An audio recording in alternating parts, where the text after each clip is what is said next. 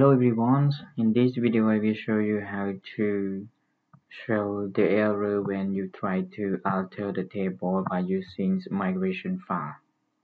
Okay, and here is the command that I use to refresh the migration file after I change some field or some data types on a migration file, and then I will migrate it or refresh it to change the tables.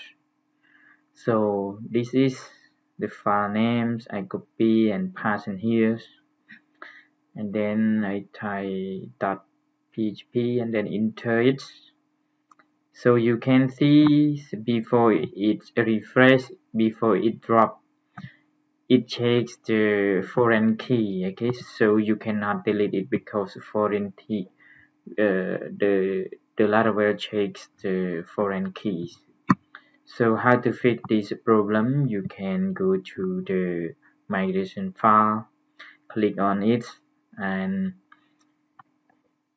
okay, you need to enable checking foreign key, okay, before drop the location.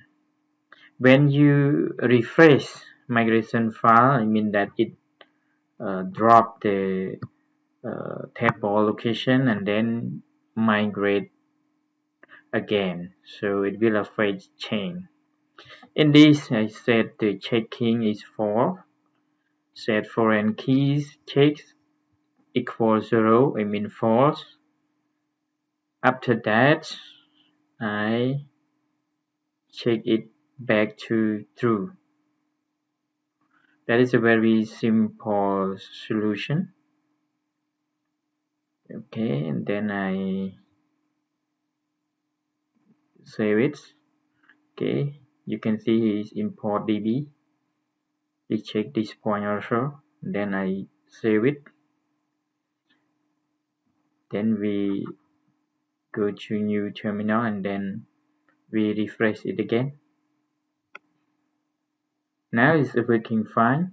This is how we can fix checking the foreign key.